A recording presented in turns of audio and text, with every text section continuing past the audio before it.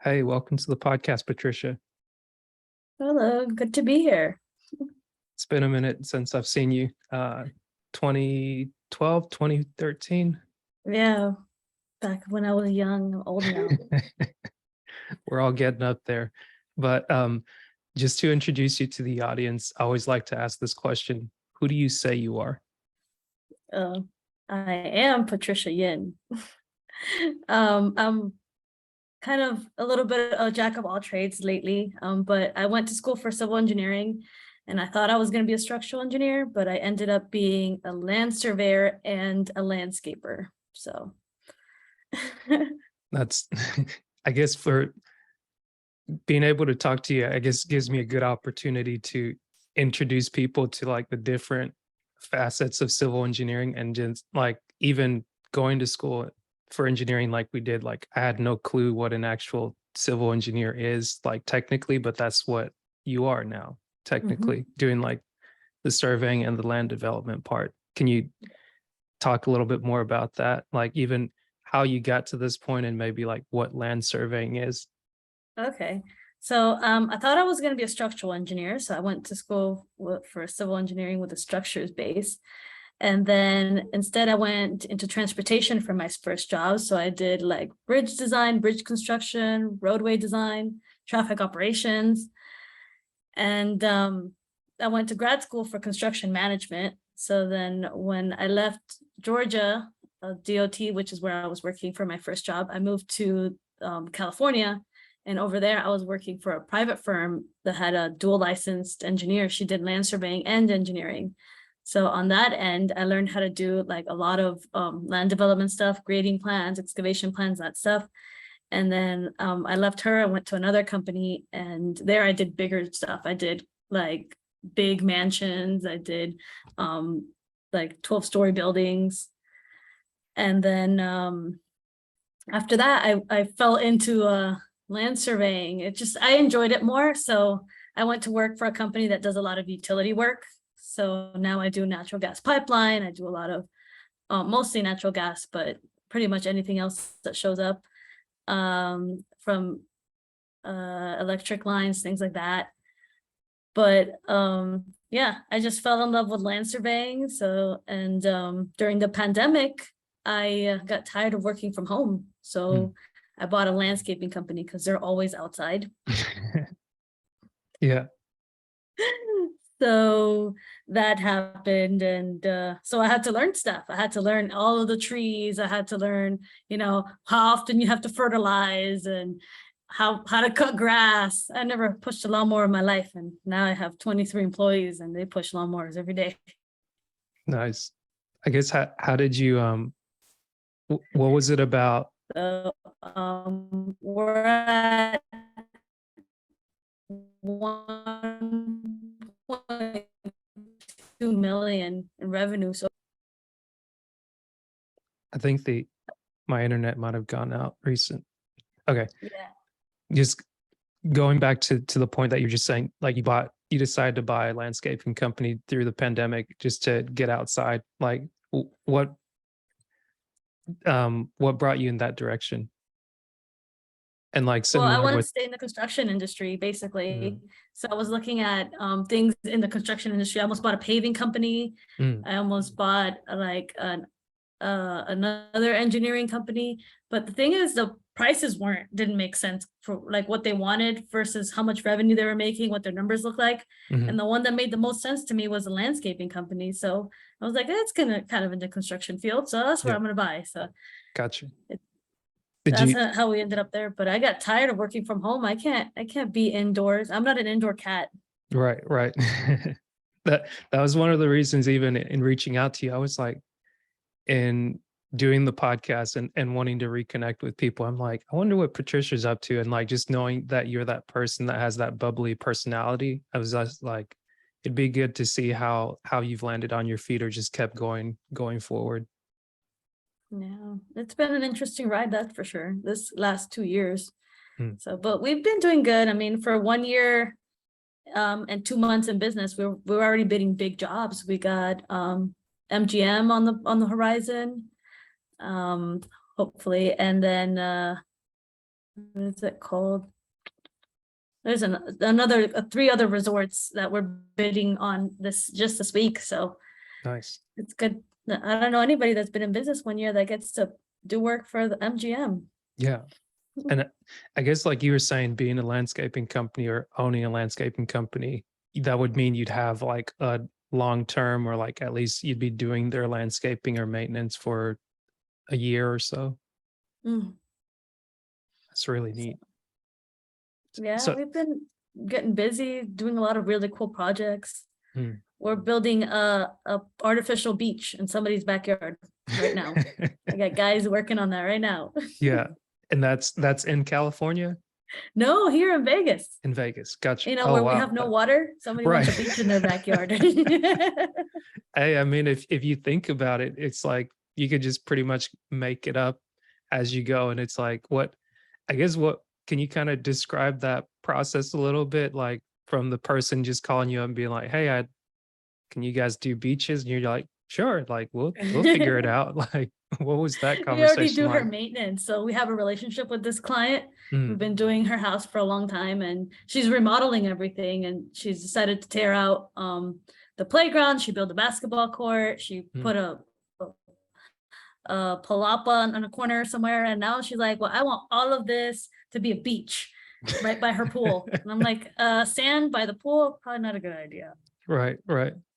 I Well, you was just, like, can we I build guess, a pond, like an artificial pond, and then we can put the beach like that. But so she has so much sand. We couldn't even find sand. You know that? Like people in Vegas, they don't really build beaches. right. So I was, I was gonna say it's like, I mean, Vegas is pretty much desert. I've been one time because I convinced myself that I was gonna go. One of my challenges for myself getting a job out of college was like, okay, I want to do something that's kind of out of my comfort zone and like create experiences so that even if I don't feel like it, I'm more introverted. I could stay indoors for a little bit, but after a while it kind of just gets on you a little bit to where you're just like, I don't want to do this. Like let me go see people. Like I was telling you earlier, just going to play disc golf for the first time and meeting some people that live here in Valdosta and just being able to kind of learn the game for the first time. I was like, oh yeah, this is fun. Like being out on the road for the last 2 weeks and coming back, I went out to Vegas off of a timeshare, and the opportunity was like you could stay at one of these resorts with like Holiday Inn Express. And I was like, it looked great, but I just didn't want to commit to something at that time. But just being out there, seeing what the desert looks like on the West Coast versus like being over here on the East Coast, it's wild. Like I was like, I didn't know tumbleweeds were real. And that's a thing. And like the colors that you have for like rocks and things like that, I'm used to seeing that now in the ground. Like that's what the dirt will look like the Georgia red clay and all that stuff. It's like, oh, okay, like they just have it up there and we just have it underground. For some reason, we just got flipped upside down completely. yeah, it's interesting. I flew into Miami last week and I was like, I don't remember there being so many trees here. Like Hmm. everything's so green. Yeah. Do you go back and forth from the west to the east? Not that much, but I had a conference. I was giving a speech at Miami-Dade College last week, so it Mm. was really nice experience. Talking to the women in engineering and kind of encouraging the youth to Yeah. become engineers. What's it feel like being on the other side where it's like now you go back to the colleges and you start talking to people? Like, do you see their eyes light up, or like are they interested, or Yeah, at the same time, like I feel like they look at me like I'm so old. Like I was like, dude, 9 years ago wasn't that long ago. right, right. But I love it. They sent me a lot of emails and stuff saying how grateful they were and how motivated they were by me and inspired. It was just really, really nice to do that. And Very cool. a lot of them, they could relate to my life because they're also immigrants and Mm, they want to be engineers, and they had so many questions about like getting their first job and things that we've already been through that yeah, nobody really told us about. yeah. It's So it's saving for funny about retirement that. was the biggest one I talked to them about. It was just like, dude, you got to do that. Right. And I mean, it sounds like you've been able to do that in a way, or at least be on the right track for that, being able to like buy a company or maintain relationships or establish relationships where someone can actually sell you a company, or you're in a position to be able to buy a company and be like, hey, like we're doing this much business in over a year, or like in a period of a year. It's like things are things are going in the right direction. Yeah, it's just been really interesting ride. I never thought I'd be doing landscaping, Mm. but I love it. I get to design people's yards and I get to watch them enjoy it at least for half an hour Yeah. while giving them the tour. But it's just really nice to make such beautiful spaces for families, to gather and do stuff together. I'm building a pool in my house right now, and I know that Mm. that's the purpose, right? I'm spending all that money on my house so that my family can enjoy it. Yeah, So I get to give that gift to other people. that's awesome. And man, like I guess what was it about, was that part of the thing that drew you into wanting to do landscaping, or like going with this company? Yeah, I really enjoy designing, especially when my designs have a purpose. Mm. So that's why I like civil engineering, because everything you design has a purpose and will probably come to fruition. Like you Right. don't design, you know, five-story buildings and they never build them. Right. Unless they just table them for later. It's like, oh, what was Yeah. that? What was that design again? And what's funny for you, like you mentioned doing wanting to do structures. I think I was also going in that same path, but then going construction, just to be like, okay, this is an opportunity to explore. And then from there, now doing soils, geotechnical engineering, which is like, okay, this is what you get to see, this bare piece of land or this forest before it becomes like an apartment complex, or here's an extension to a hospital, or here's like a medical center, or like a sheriff's office. Here's a power line structure. Here's like a substation that they're just going to put out here. It's like, huh, we're It's literally nice. like, yeah, We get to contribute our grain of salt to society, yeah, you know? yeah. It's funny because I had to look this up because I was out on one of these areas where they were getting ready to put in a substation, which is where like the power coming in from the power company, or the not the power company. I mean, the power company owns the substation, but it's basically where it would leave, where you generate the power, you Mhm. send it there, and then they step the voltage down in order to send it out to your house. And you just see ant hills everywhere. And I was always wondering, like, why are these ants out here? And it's like, well, they're aerating the soil. They make sure that all the nutrients that are there gets decomposed and kind of carried throughout. So they build these massive networks, and Mhm. they're basically farming the soil. And I was like, oh, that's neat. And like whenever you compare civil engineers to like little ants running around the country or different parts of the world, like building these systems that people use, it's like, that's pretty neat. Just don't step in an ant hill, otherwise you get bit. Yeah, that's the best part is we get to contribute and we get to see our work every single day. We can drive by it. It's just Yep, very yep, rewarding. yep. It, and what's cool about it, working with a buddy of mine from college and seeing like he's working in an area where he pretty much grew up, and seeing other people that grew up in this area and they're literally playing a hand in building up the places. So it's like you've got, what is it? Like Dollar General seems to be like the next competitor to Walmart. And it's like they just have more Dollar Generals than they have Walmarts. But like you can usually tell the size of a town by like, if you've got two Walmarts, you're doing pretty good. Like if you've got one, you're not too bad either. But then it's like if you got a big Walmart and you got a neighborhood Walmart, it's like, oh wow, like you're stepping up. And then you're even fancier if you've got a Publix and Aldi's. Like people in the Midwest, they may have like a Myers, or like that's the other thing about traveling. You just see different chains and things like that that people have, and it's like, huh, that's pretty neat. You walk in there, you kind of find what you need, and it's like, okay, this is the go-to store for now. Yeah. So like Vegas, I don't we look like a big city. We Mm. got like 5 Costco's.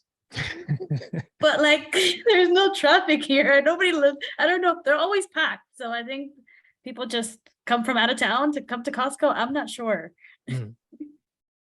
I guess but what, yeah, go it ahead. doesn't make sense to me. It's like we're not really that big of a town. Like when I lived in Atlanta, we had like 2 Costcos.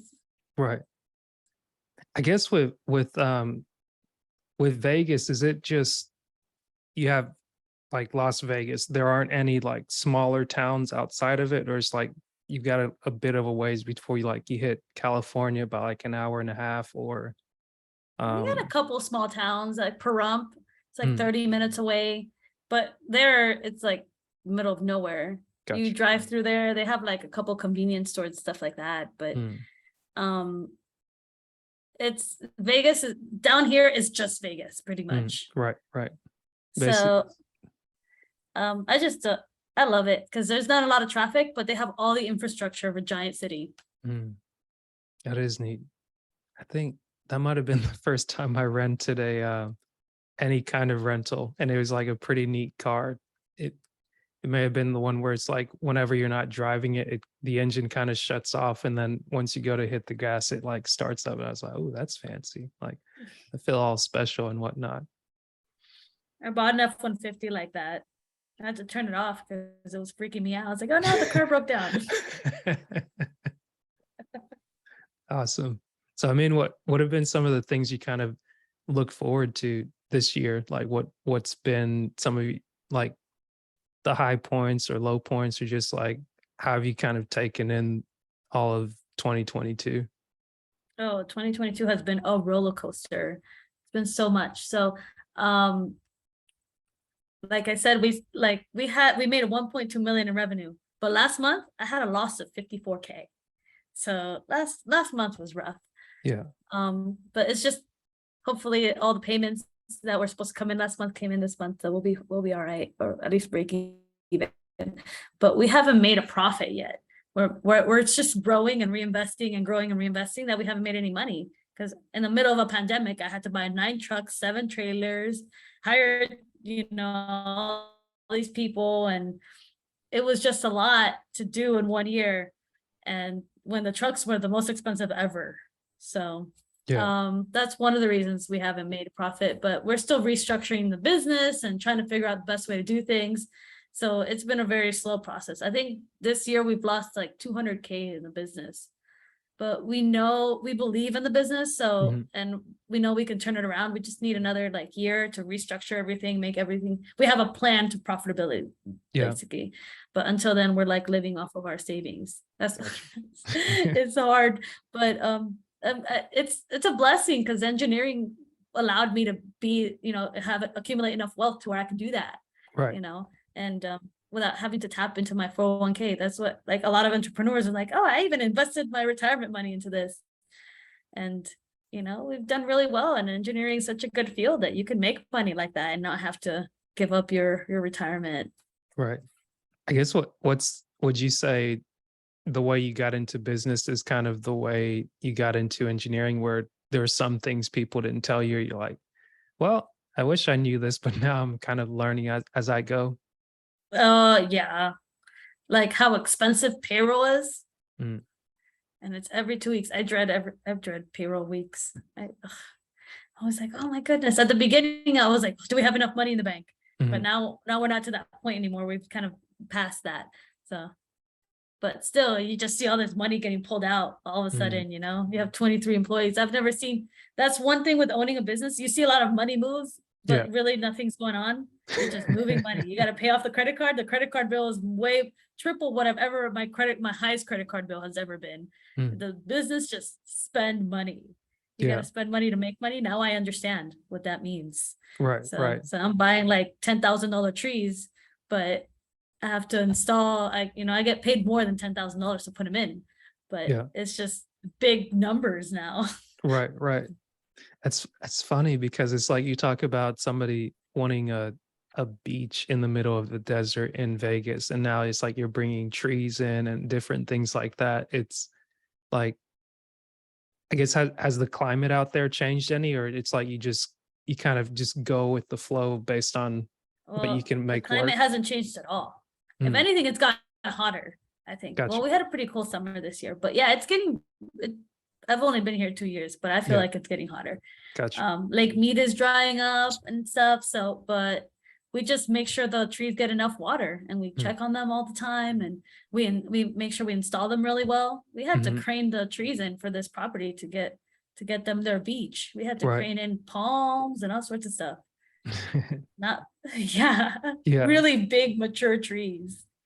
It's funny because I remember somebody, a friend of mine is they were doing well and trying to get like palm trees planted in the middle of Atlanta, or like kind of around like Atlanta is such a big area with the metro area and all that. And it's like, yeah, we're just gonna get some palm trees back here and this. And it's like just kind of trading stories with their neighbors and trying to figure out like, okay, you got to make sure that you do this with it because it's got to take to the soil, and like if it doesn't take, then you got to replant it. And I'm like, that's a lot to kind of think about, but it helps to have that kind of like vision where you're going in and you're like, okay, like this is what I want, and like once it's done and you can see it, enjoy it, it's a good thing to have.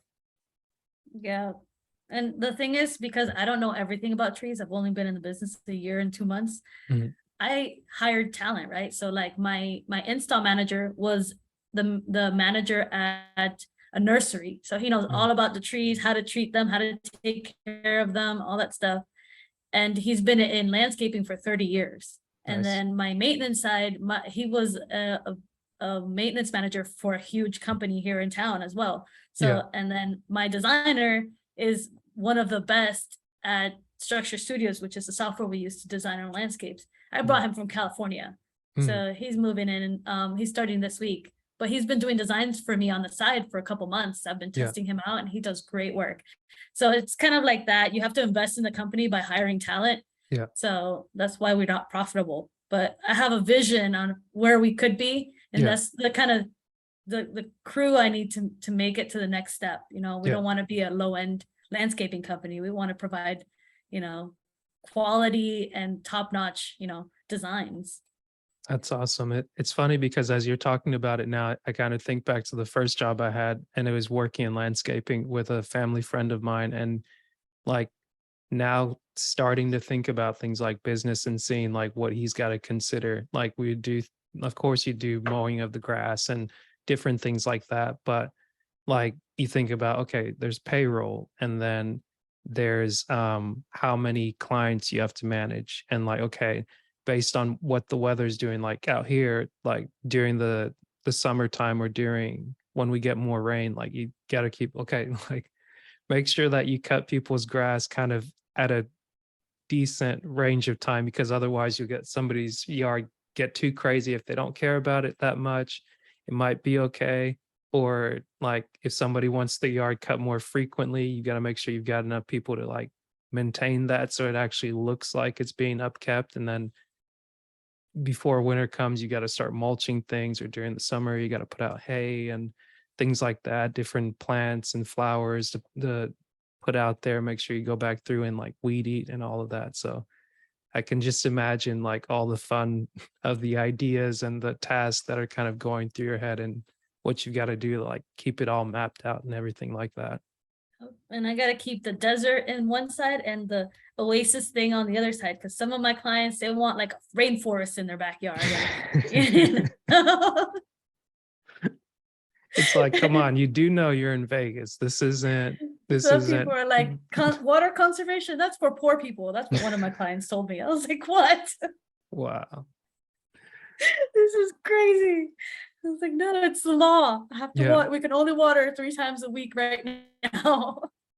Because I guess what is it with water being so spare out there, especially since you don't get as much of it being in a desert. Like I've heard of stories like in California where they grow a lot of like is it almonds or avocado trees, where it's like Oh, those take so much water, and like you see where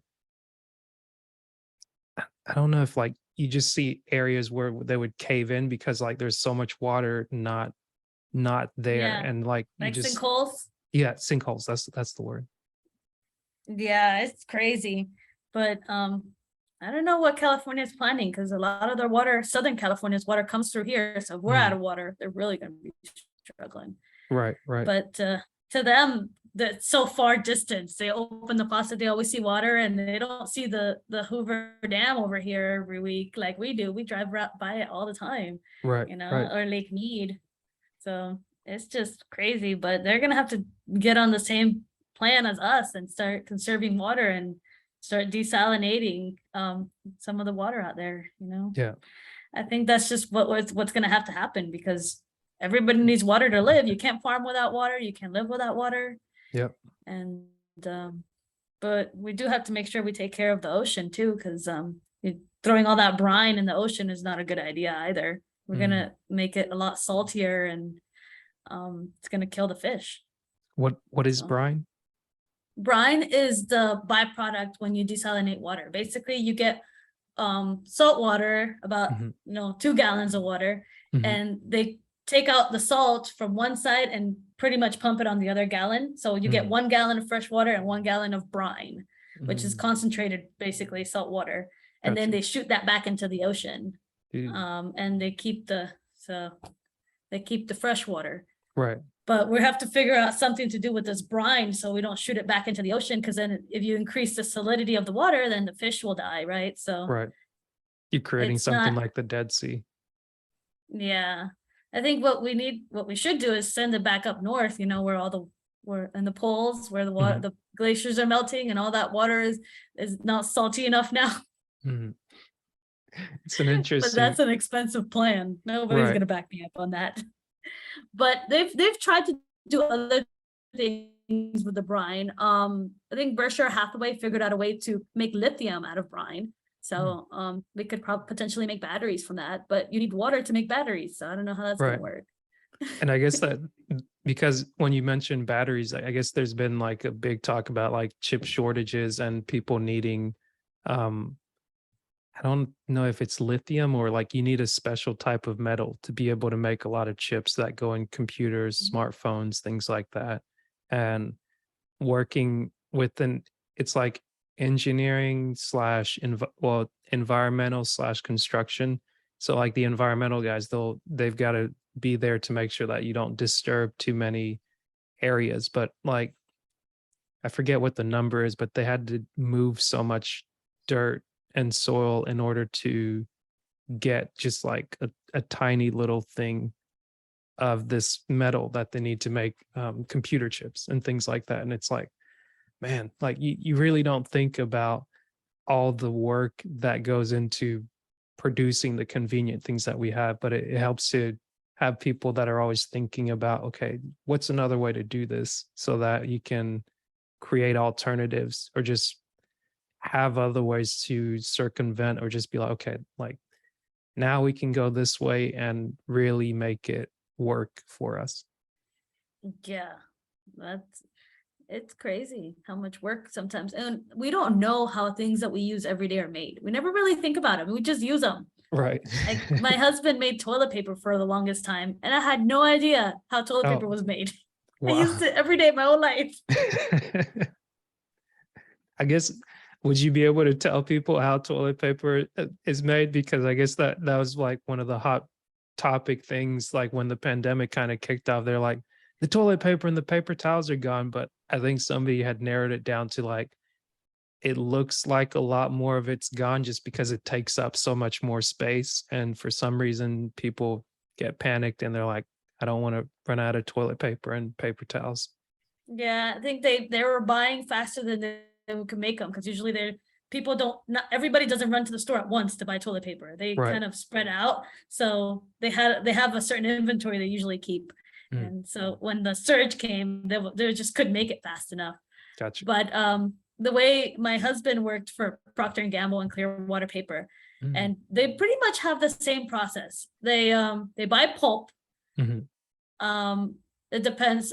They buy clean pulp. So you could buy recycled pulp, but mhm. the clean pulp is what they use here in the U.S. Right. They put it in this giant machine Mhm. that I guess I don't know exactly what it does, but I think it like spins it really fast and Yeah. turns the pulp into a paper, and the paper gets rolled into this like 2-ton roll. Mm. and they move it from there to a converting machine. Mhm.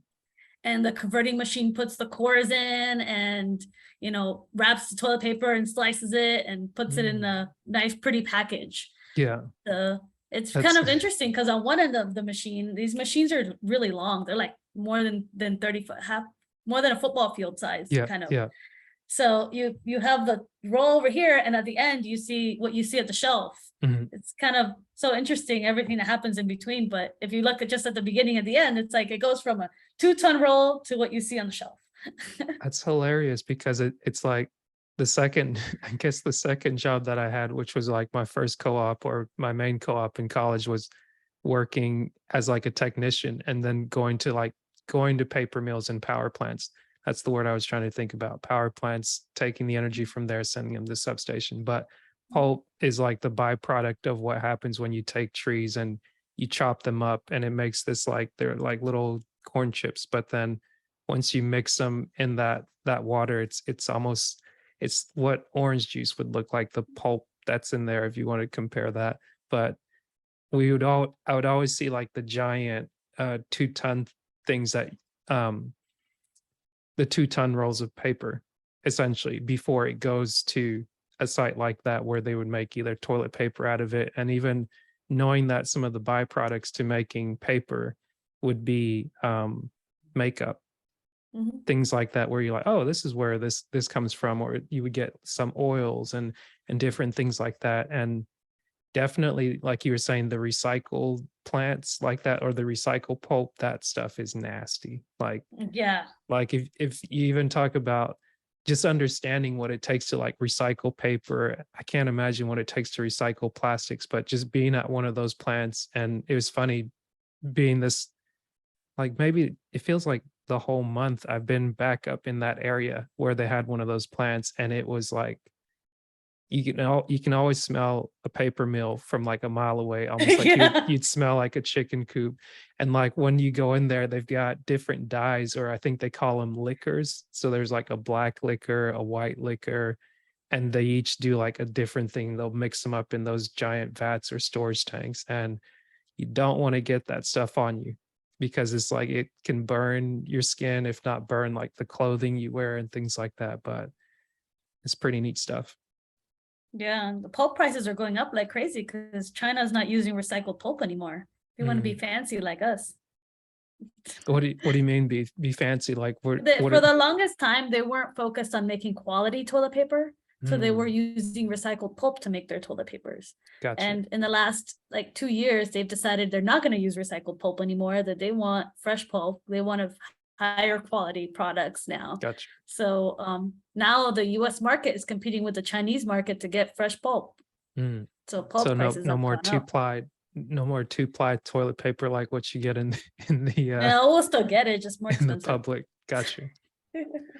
Man, that's hilarious because it's like it kind of it brings a lot of things home when you think about um like world events, because we're doing a lot of like trading of products, and then we saw the benefits of doing things overseas, or like the disadvantage of doing things overseas where it's like, hey, we need all of these personal protective equipment for frontline workers or people in hospitals, and it's like, oh, we can't get it because it's all manufactured in Puerto Rico, and now they're having like their issues, or hey, this is all made in China and we can't get it because like the world's basically like secluded from each other. And just seeing like where knowing where things come from or how things are made is always one of the reasons why I like that show, or like Dirty Jobs, and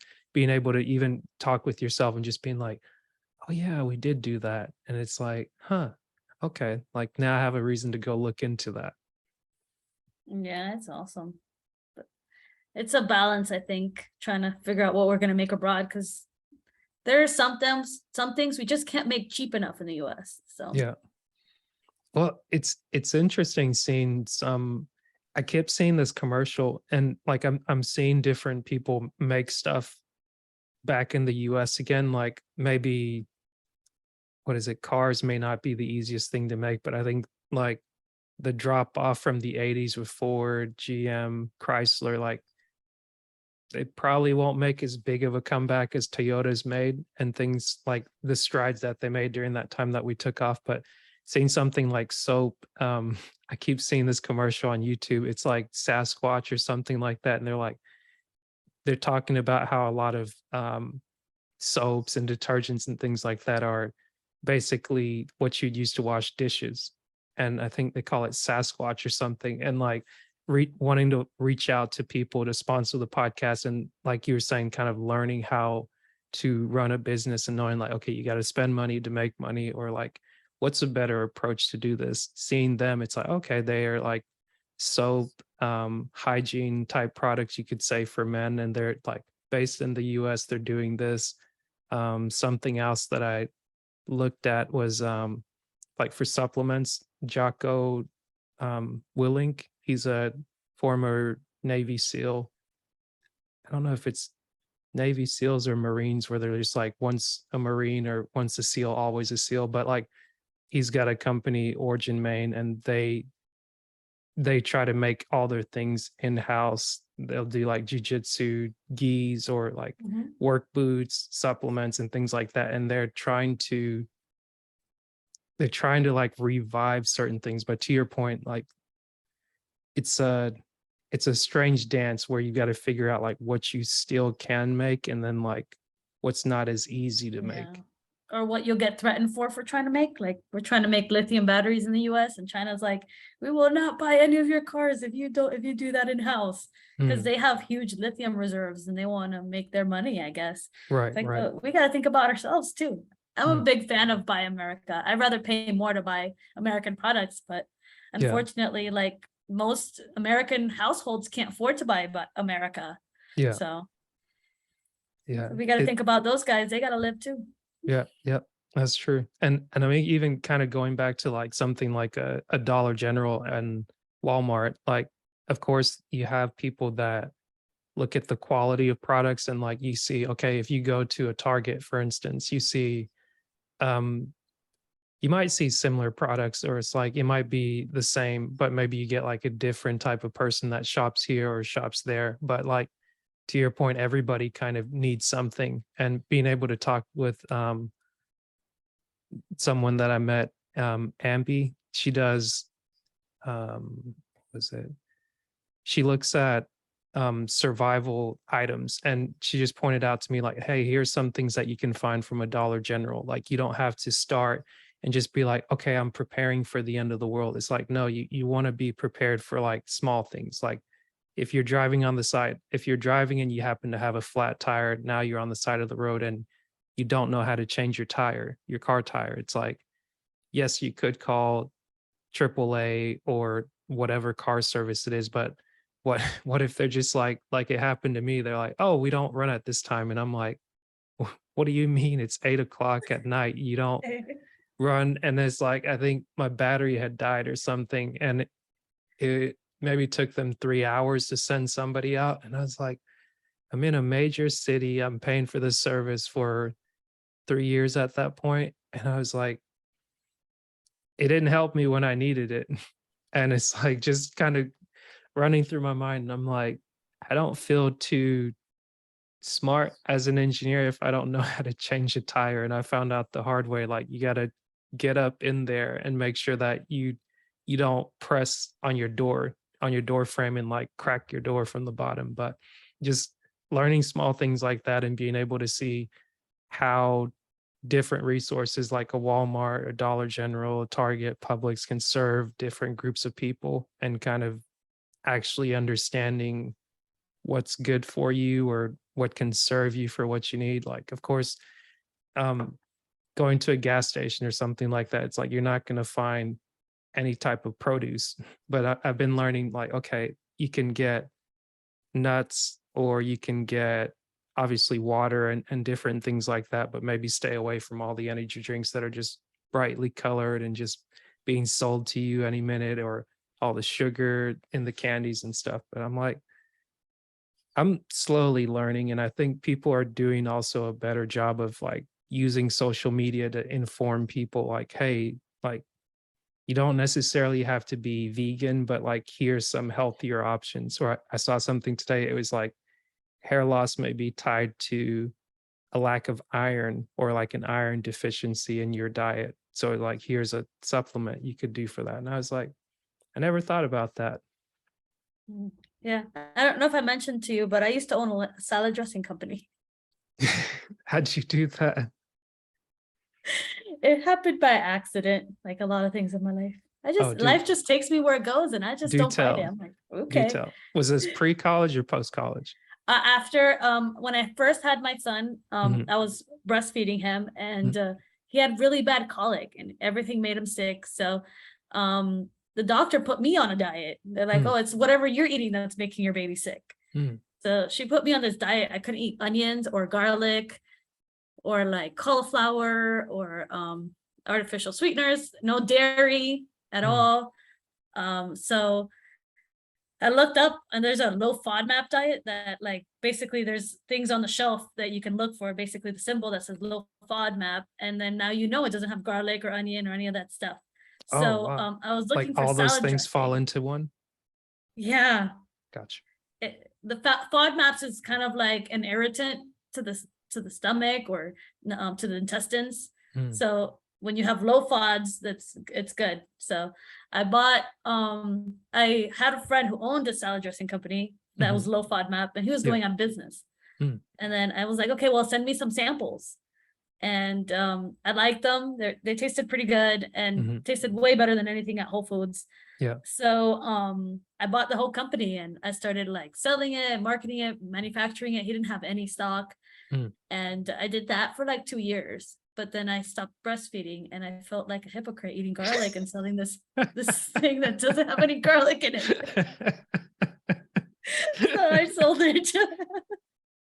That's hilarious. But hey, I guess that had to be a learning experience in order for you to go from there into now you've got landscaping. Yeah. So Gotcha. I quit. Well, shipping went up a lot. So that was one of Mm, the reasons too. But I know at the same time, I was like, how can I sell these to people when I don't follow the diet anymore? right, Like right. as soon as I could eat, this is for like people who could never eat garlic. Mm, Like a lot of people who have IBS, mhm. they What's have to that? live like that forever. And I just feel like, oh, I'm such a hypocrite. Like, how am I going to tell these people, eat this and I'm eating this? Right, right. What's IBS? Irritable bowel syndrome. Oh, okay, okay, got you. It's Yeah. funny because I feel like, well, being fortunate to live with relatively good health, like I've I don't know a lot of terms, so that's why I'm asking like, okay, what's that? Like, I'm asking for clarity for me. I'm sure somebody listening will be like, oh yeah, I know what that is. But like, there's it's like so many terminologies and terms and things like that. And before I would think like, oh, people are unhealthy. Like, of course, there's a obesity crisis that's been ongoing, and like more people were affected during the pandemic from that, where unfortunately there wasn't like a big push to be like, hey guys, like we need to get healthier, you need to be moving and things like that. But even for myself now, I'm looking at what I eat and I'm like, okay, there's this, like let me read the nutritional label and like understand, like I don't know what that word is, like maybe let me go look it up, or maybe I'll put that down. And even developing minor allergies, I feel like they're kind of passing, but just being more attentive to like, okay, don't eat this type of bread or don't eat like too much of this. Like the part that you mentioned about like the garlic, the onions, like that would have never crossed my mind. Like Yeah, those I'm things are just over hard for here your just, body to process in general. mm, Like, have you noticed when you eat too much garlic, you kind of burp up garlic or an onion, mm, especially when you yeah, eat raw onion. yeah, So it's just hard for your stomach to process in general, but it's harder for people who have IBS. got you. So It's funny. I guess maybe I hadn't noticed it because I don't eat it as much recently, but growing up, like you kind of talked about being an immigrant earlier and like kind of having that same diet from where what my mom cooked and being able to like visit from time to time and eat some of the foods. I'm like, it helps keeping that same palate where your stomach doesn't change as much, but now where you're it being in America where you have so many different cultures, and you talk about maybe for me, Cameroon being a country of like 20 million people, and seeing that in size of the US, which is a country of like 300 plus million people, it's like it's significant, and you've got a whole lot of different things introduced, and it makes sense why you would have different, like this, like some people respond better with vegetables or other people respond better with meat. Like they'll do like an all meat diet, people do an all vegetable diet, and it's like you have other people kind of in between, like maybe I'll eat this today, maybe I'll eat that tomorrow. And yeah, it's pretty neat. Yeah, it is. Oh, well, I don't have the same stomach anymore because when I go back home, I get sick. Mm, It's just part of the vacation. yeah, So you have to plan that you'll be sick the first 2 or 3 days, and then you get the rest the other 7 days for, yeah, so you have to plan a 10-day trip so you can be gotcha. sick a little bit. Where's home originally for you? Dominican Republic. Oh, nice. I haven't been there yet, but I'm like one of these days. I'm putting it on the calendar to be like, okay, I've been fortunate to visit Jamaica, Puerto Rico for work. Um, Not Haiti yet, but Belize. I think that's Mm. maybe the furthest out of the country I've been, and I've been back to my home country one time in 2015. And funny thing, like you're talking about being sick, like I was so nervous about it that I was eating very sparingly. And I was like, okay, I've got 10 days that I'll be in the country. We're traveling a good part of it. I'm not going to say, I keep telling myself, I am going to backtrack my steps and probably talk with my uncle and see, like, okay, where exactly we went so I can get a map of Cameroon and like map it out and maybe like post pictures like you would do the CSI thing where they're trying to like draw the strings and like, okay, Oh this yeah, was taken over here. I have one of those scratch off maps. Mm, So I bought and then I scratch off every country. Well, every country is really hard because like I've been to so many countries in Europe and they're all so close together. So mm, I'm just doing it like kind of region. gotcha.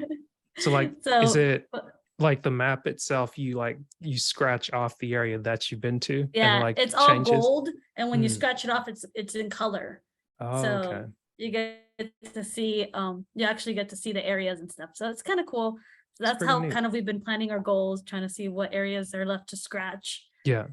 But I've been to China, I went to Australia, I've been to New Zealand, Mhm. I've been to like almost every country in Europe except Portugal and the Netherlands.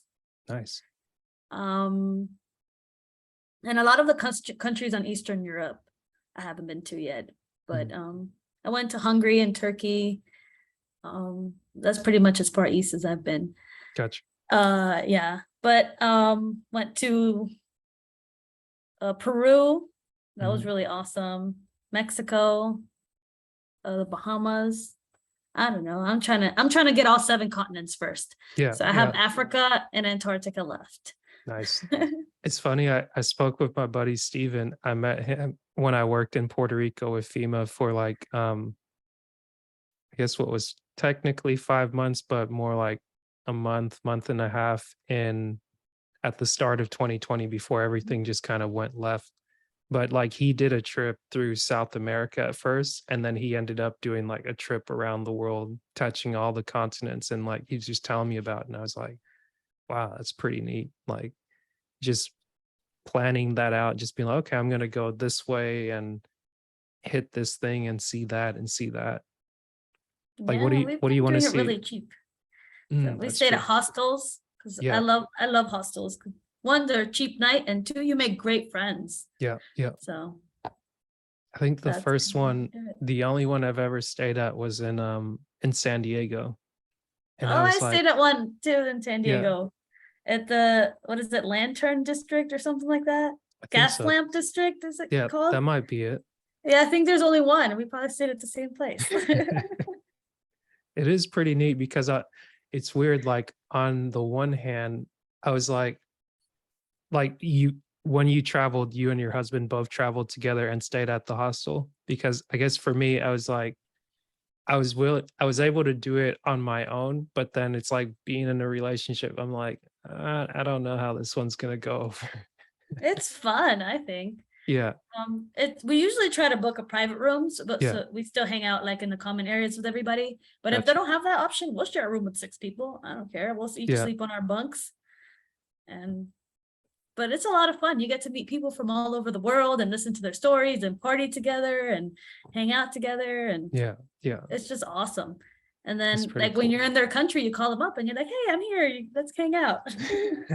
That's hilarious.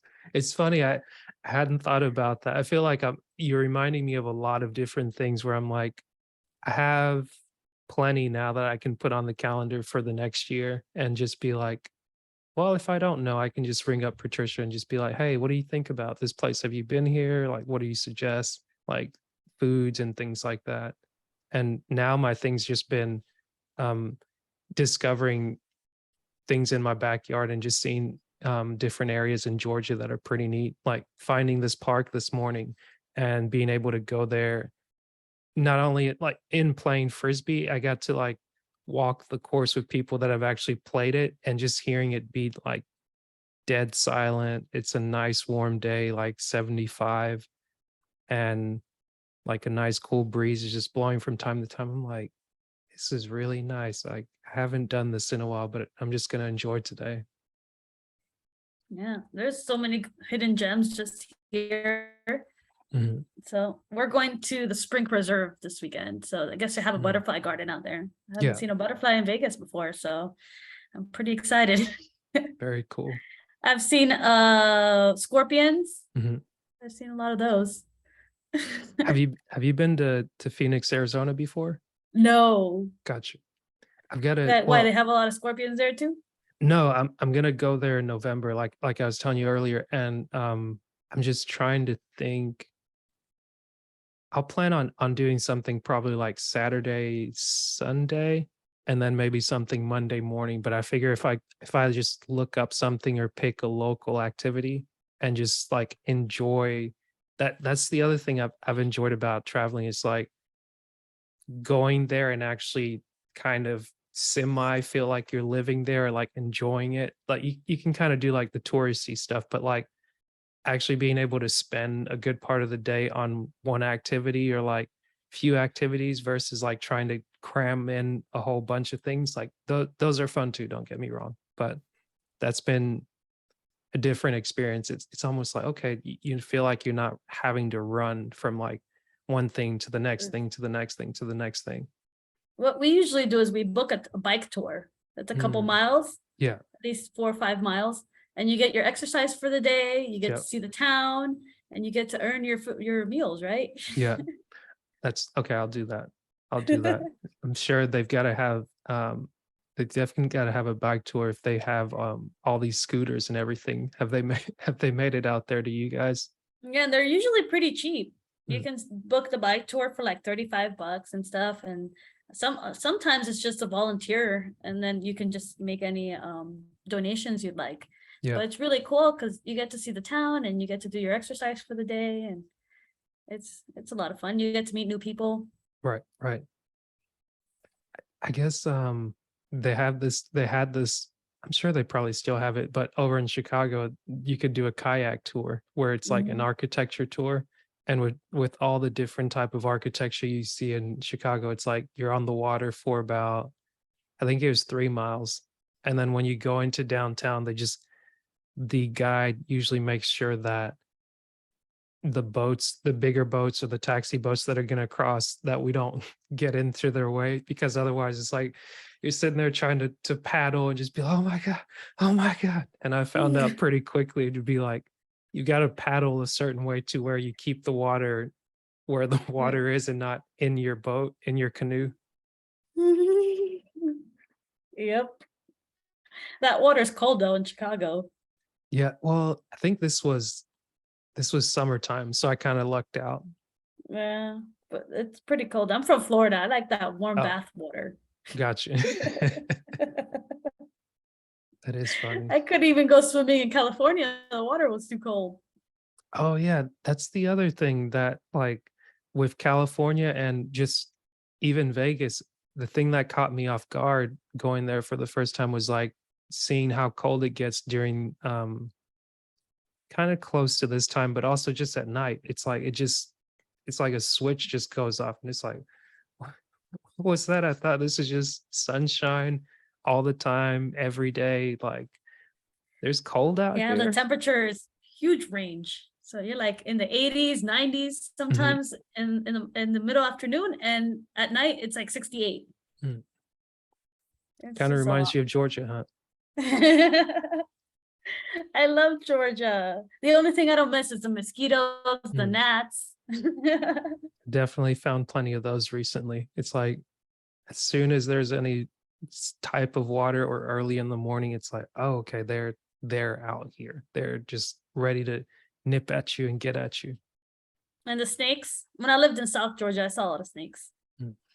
I haven't seen any, luckily, but I'm keeping my fingers crossed I don't. But I've started. I got this machete for my mom, but I don't think she wanted to use it because had like a curved end. It's Hmm. like maybe drawing this the wrong way. You get Hmm. what I'm saying. It's curved, but I feel like the ones that are just straighter seem to do what you need to do, because if a snake's coming up on you, you might want to have enough distance. But someone was telling me as long as you have a shovel or something to just kind of hit the ground as you're going, it kind of might scare them off a little bit. But also wearing your snake guards come in handy pretty well. Yeah, I use them when I hike. In California, they have a lot of rattlesnakes Hmm, in the hiking trails and stuff. So you have to be careful out there. gotcha. But in the city, I haven't seen anything. Oh, coyotes might eat your dog, even in the Oh, city. yeah, I have heard that. I haven't seen any here. I did get chased by a mountain lion in California once. What was that like? Just running for your life? Yeah, we were surveying. That's what happens when you're a land surveyor. We were surveying on top of this like little hill. It's not really a Mhm, mountain, but and we opened this gate. We were surveying inside this gated area, mhm. and I'm walking back to the truck to get something, and all of a sudden I see this mountain lion, and of course my instinct is to run, so I start running, and it starts chasing me. Yeah. Its instinct is probably like knock me down and eat me. I don't know. So then I like locked myself in the gate, and he was Mm. just standing there watching me. Like I can't get in. What am I Yeah. gonna do? I guess did you is there something else you're supposed to do in that case, like not run or like I don't know. I heard and punch him in the nose. I'm not. I don't know. Or is that sharks? it's one of those. It's like you've heard, I've heard so many different stories from like people either I know it's not a meme, but it was like a clip going around social where this black man, he's sitting on the backside of the truck. He's got his binoculars in his hand, and this lioness, I think she just comes around the corner Mhm. and she looks at him. He looks down at her, and it's like you don't know what happens next. It's just one of those like, oh, not where you Yeah. want to be. Yeah, I know. I've heard like if you try to be bigger than them, but I'm like 4'10". There's no way I'm gonna be, so it's not gonna work out. Yeah, they're merciless, it seems like. But I So, guess with owning the landscaping company right now, and you're still a surveyor, right? mhm. Like being able to do both, like what's that been like for you? Exhausting. Mm, Running a company and working full time, it's exhausting, and having a yeah. 2-year-old. Mm, But we make it work. I get a lot of help from my husband. yeah.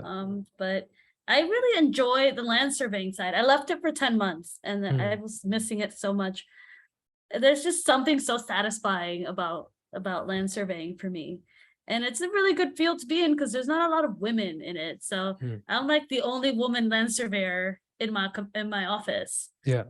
So I feel like I have to be an example, to encourage other women to do it because it's a good career. It's very satisfying. It Yeah. pays really well. I just don't understand why we're not in it. We need more women to do everything. We're awesome we're just as good as the guys. Right. Well, I mean, also it helps to have your personality, because it's like I would think land surveyors, they're kind of because you travel a lot, right?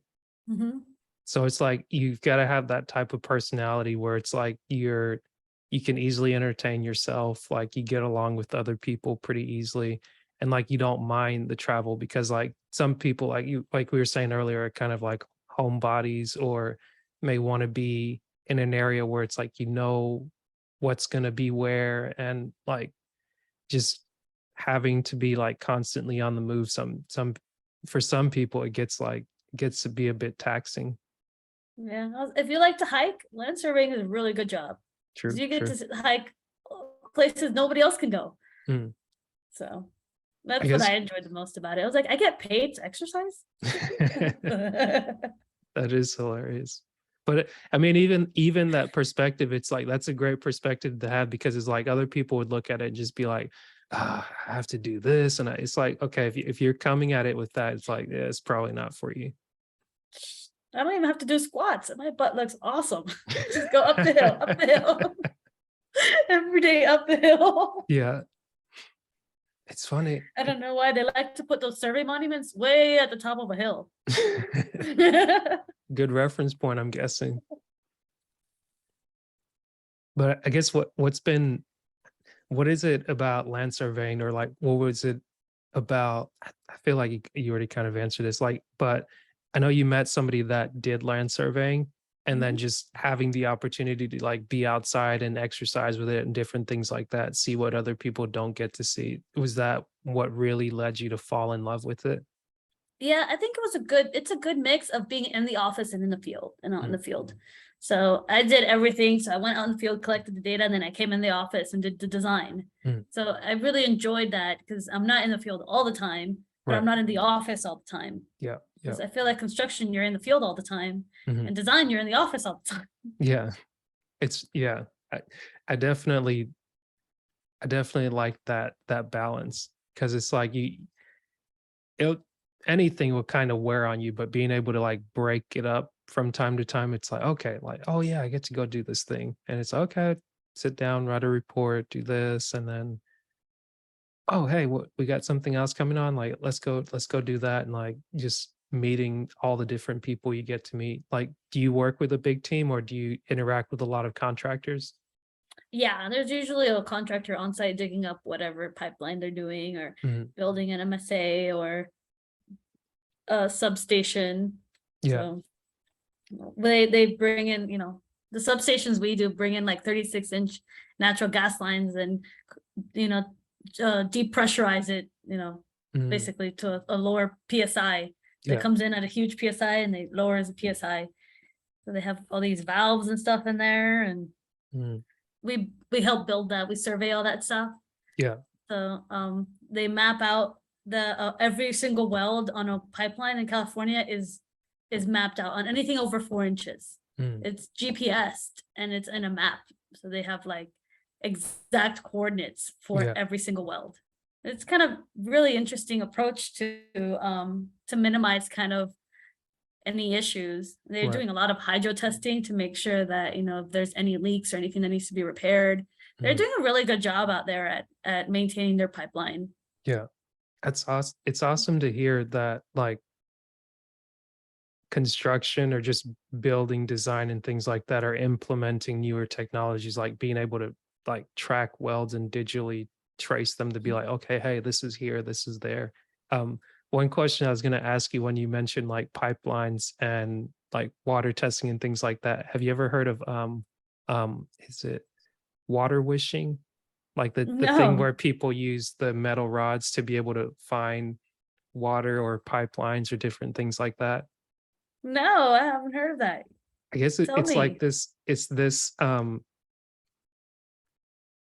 I guess it's a skill that people may have, because usually to find anything underground, they use this ground penetrating radar, Hmm. which you'll use different tools that can like pick up a signal or current on something that's metal, or like PVC type pipe, might be plastic or something like that. And usually it can only go so far. But for forever, it seems like people have been able to use this skill. You can't necessarily work to it, but other people kind of swear by it, where they can say they can pick up the current of water flow essentially by walking around in a field using two metal rods in both hands, and they like loosely hold them, and it's like apparently as they're supposed to walk in one direction or another, it will kind of cross like the ends of the sticks. So it's basically like you're holding a T like this in your hand, and they would basically go one way or another. So they would go across each other. That's And interesting. I'm gonna Google that. yeah, I was like, YouTube that. the first time I heard about it, I thought it was they were doing like a debunked series, kind of like Mythbusters. And I think they had this like whole piping system put out on this farm, and they buried it, and then they brought out all these guys that were like, oh yeah, I'm a professional wisher or whatnot. And it's like, yeah, I'm sure there's a pipe over here or something.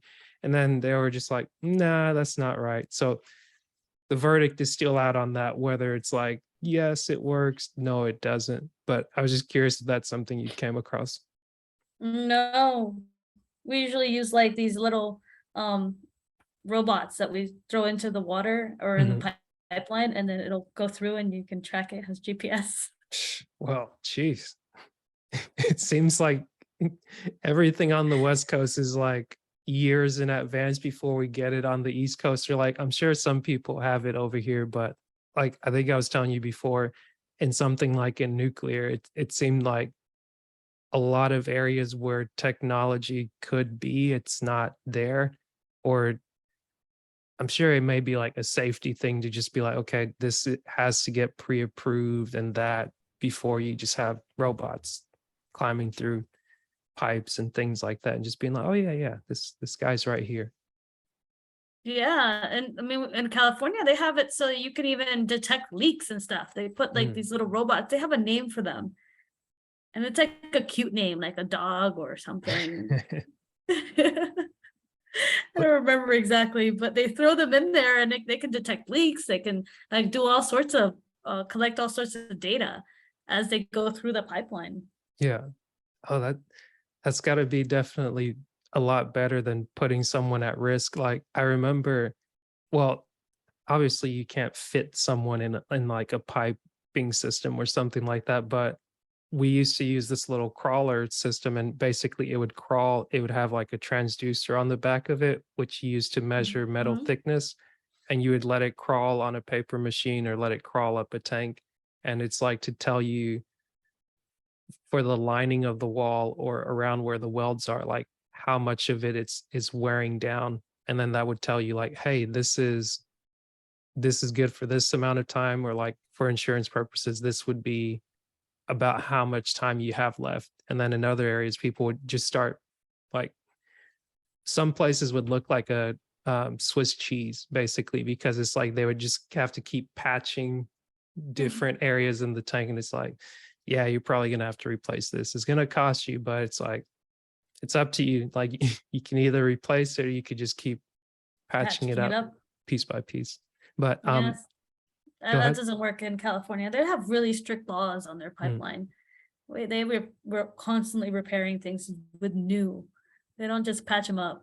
right, because that probably lands you in a lawsuit or something like that. Yeah, probably. I think they had an issue one time, I think, where something exploded or something. I'm not sure. It was before my time. Mm, And then they passed a bunch of laws restricting kind of how well, utility companies in general operate. And mm, then I think after the fires too, because I think one of the biggest fires was caused by an electric line. mm. Can't remember. I should know the name of that fire. I lived in California when it happened. I think it was Paradise. I don't know. Oh, the town that burned down was Paradise. Okay, I was gonna say, who you would name a fire paradise? Like somebody's just looking for an ironic joke. No, I think it was like in Paradise, a town like north of San Francisco or something. And the fire was started by a utility line. So Mm, now they have like really strict rules on maintenance and stuff around power lines and all this other stuff. right, But so California probably has the best infrastructure, like the newest stuff utility wise. They're really strict. right. Well, they're strict about everything. So I've heard. But I guess with everything that you do you keep like an online presence? Like do you do social media and all that, or do you try to keep away from that? I am a terrible millennial. I don't understand social media. I have Facebook, but I haven't evolved to Instagram. But now Instagram's a thing of the past, right? Now it's Yeah. TikTok. Yeah, I don't even have a TikTok account. I have an Instagram account. I posted like 3 times. Gotcha. I just need to be better at being a millennial. So that I gotta work on that. Well, I mean, in some cases, I'd say you're probably doing better than most, because it's like it's this vat of thing that can kind of swallow you up in it. And I think the more time you've spent out of it, you've probably been able to do more for yourself and really achieve the things that you wanted to achieve in life, to where it's like you don't get caught up in the rat race, so to speak, or just like, I oh, think I what's have ADD, that person ADHD doing? or whatever. I can't pay attention. So Mm, like I can't be on social media because I get bored easily. right, I right. tried Reddit and I Mm, fell into this black hole of nothingness. I don't know, just the next thing and the next thing. I looked up, it was 3 hours later. I was like, delete. yeah, Never going yeah. back there again. I think that's what I chose to do with TikTok, because I was like, I I used it.